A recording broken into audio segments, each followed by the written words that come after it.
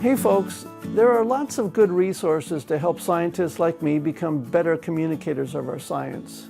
And I thought a lot about this as I was putting together this series of 4 videos that I presented at a recent conference.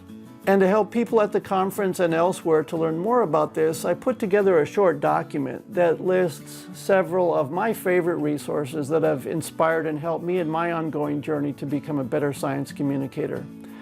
There's a link to this document in the description of the video where you can download the document. It includes some good peer-reviewed articles that I've collected over the years, different books that I've enjoyed reading, and then a few other miscellaneous things like blogs and videos and other resources that might help you make videos or give better presentations or lectures. I hope this helps you. Take care.